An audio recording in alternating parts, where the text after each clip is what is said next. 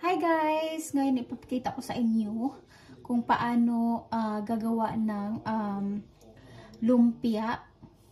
Kasi meron akong order guys. So gagawa ako ng lumpia na pangligosyo. Kasi may maraming mga Norwegian na nag-order sa akin. So ginagawa ko to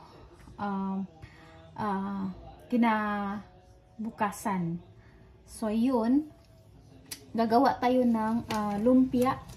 Yung in-order po niya sa akin is chicken. So, meron tayong chicken dito, guys.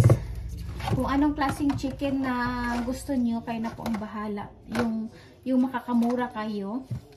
So, meron tayong half kilo na chicken dito, guys. At meron tayong carrots. Lagyan natin ng carrots. Ganyan. Yung carrots natin. Ipagalo-halo lang natin yun, carrots, at so meron tayong cabbage na in-slice na natin, cabbage, at meron tayong spring onion. Ito, spring onion. Ihalo lang natin. So nag-request pala siya guys na ayaw niya yung sibuyas bombay. So hindi ko na siya nilagyan ng sibuyas bombay. So yan lang. At lagyan natin ng asin. Kunting asin lang, ganyan. At saka, meron tayong paminta dito. Maglagay tayo ng paminta. So, yan. At ako kasi guys, naglalagay ako ng soy sauce. Ang ginagamit ko ng soy sauce ay Marca Piña. Kasi nasarapan ako dito sa Marca Piña guys. So, itansya lang natin. Huwag masyang marami kasi baka maalat. So, ayan. At saka nilalagyan po din pang pasarap ito. Nilalagyan ko to ng, hindi ko to mabasa kung ano, basta nilagyan ko para itong magi. Ganyan, konti lang pang pasarap. Tapos anuhan na natin, ihaluin. Gumamit tayo ng gloves. Gumagamit ako ng gloves guys.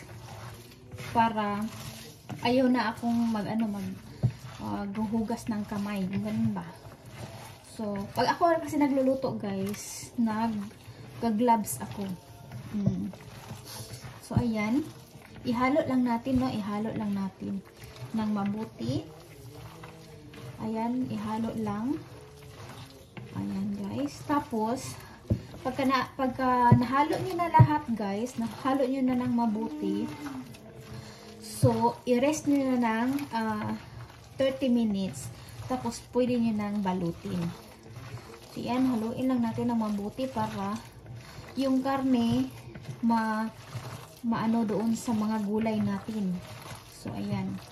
So, kukunti lang kasi yung ating order ngayon. So, kukunti lang yung ginawa ko. Kasi gusto ko fresh yung ibigay ko sa aking mga customer, no? So, ayan. Nahalo na natin, guys. So, i-rest natin siya ng mga 30 minutes para yung yung lasa pumapasok doon sa karne at saka yung mga gulay. Saka natin babalutin. So, ayan, i-rest muna natin guys ng 30 minutes, no? So, babalikan kita mamaya. Guys, habang tayo nag-iintay ng 30 minutes doon sa ating minarinate na manok, maghihimay tayo dito guys. So, anuhin na natin ito para madali na ito mamaya. So, i-ready ko na siya guys. So, ito'y nabibili sa Asian store guys. So, madali lang ito siyang anuhin, ganyanin.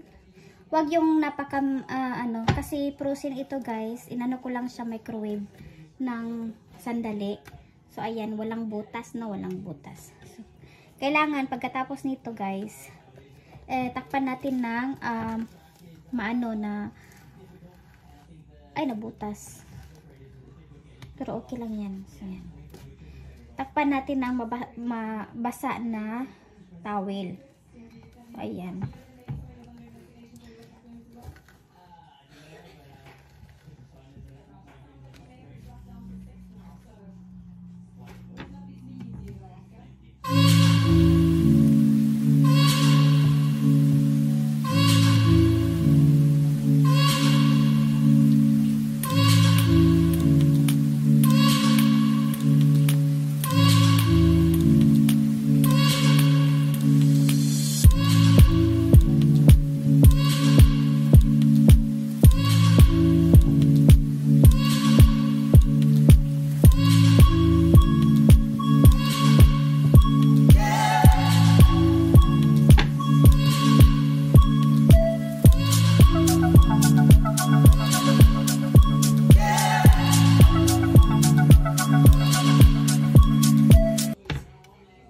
So guys, 30 minutes na. So kinuha ko na galing sa ref, no. So magbalot tayo ng isa, tapos titikman natin, lulutuin natin, tapos titikman natin kung ano yung lasa. So yan. So ayun guys, natapos ko na nung hinaano ko. Natapos ko na. So tatakpan natin siya ng basa na towel para hindi siya mag-dry. At siyempre guys, kailangan natin ng tubig para pang padikit. So pwede din kayong gumamit ng tubig, pwede din kayong gumamit ng egg. So depende sa inyo kung anong gagamitin nyo. Sa akin, tubig lang kasi baka allergy siya ng egg. So yan. So gagawa tayo ng isa guys para tikman natin guys, no. So kunti lang yung ating gawin. So ganyan kasi titikman lang natin. So ganyan. Kailangan mag-gloves tayo guys para malinis. So ganyan ako magbalot, no, ganyan. Ganyan. Tapos ganyan. Tapos ganyan. Tapos i-roll na natin para maganda ang balot. So, ayan. At saka yan, lagyan natin ng tubig. Ganyan. Para dumikit siya. Ganyan. So, tapos i-roll natin ulit. So, ayan. O, diba, may burol na tayo. Maganda yung kanyang pagkabalot. So, ito guys, ito yung ating titikman. So, meron tayong pinainit na, ano dito, mainit na yung mantika. So, ilagay na natin kasi tikman natin. So, i-wait natin maluto. Tapos, tikman natin, guys. Tinakpan ko siya, guys, kasi nangangaway siya, guys. Oh. Nangangaway siya. Natakot ako. Nabutas ko kasi siya sa tinidor. Kaya, lumabas yung mga, yung mga sauce niya doon sa mantika. Kaya nagkaganyan. Natakot ako guys. Ay, kaya kailangan natin siyang lutuin ng maayos guys dahil manok ito. Dapat lutuin siya ng maayos kasi manok. Takpan natin kasi nang aaway. Nang aaway siya guys. Pero siguro luto na yan. Kasi nag-brown na yung loob. Ay, hindi loob yung sa labas na. Crunchy na yan. Siguro luto na yan. Patayin na natin kasi para mag-stop yung kaniyang nagagalit siya yung nagagalit. Oh, nagagalit siya guys.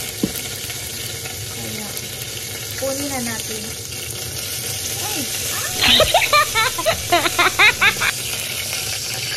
Ay! Ay, diba?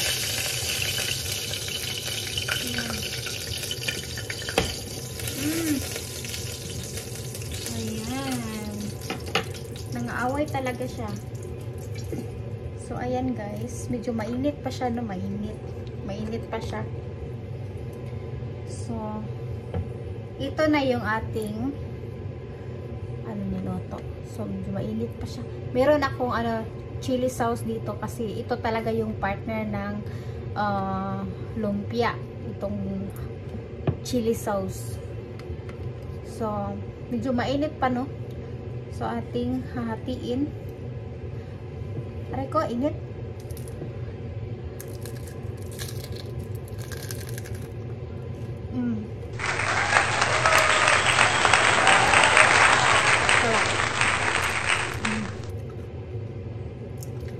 Masarap siya guys. Sarap. Init.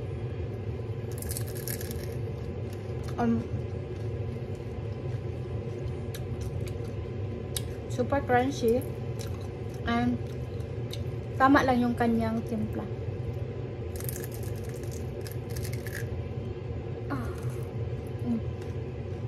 Sarap yan. Mamaya na yan, magbalot na tayo. Kasi gabi na. So, tingnan nyo ako guys. So, So, ayan guys, natikman na natin, no? So, magbalot na tayo guys kasi gabi na. So, bilisan na natin to magbalot guys.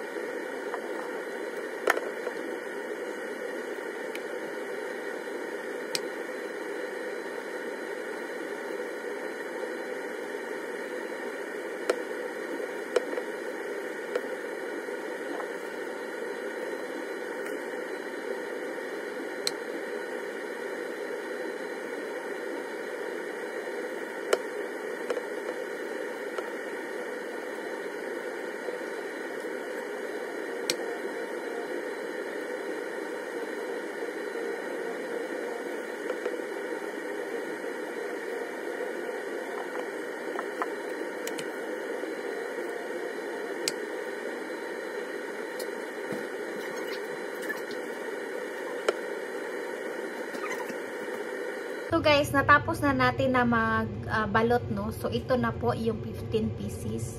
So bukas, ano natin to, i-deep fry kasi kukunin niya dito bukas. Tapos ito, lagyan natin ng sauce para ready na dip and kain. So yan guys, yung ating finished product. So ayan. So ang price po nito, 15 pieces is 220 po yung sigil ko kasi ako yung magluluto. So kung sila yung magluluto guys, 200 lang po kasi mahal kaya yung kuryente at saka yung mantika. So 20 kroner yung mantika. So ayan na po yung ating finished product guys. So ayan. So yan na po ang ating ituturo ko sa inyo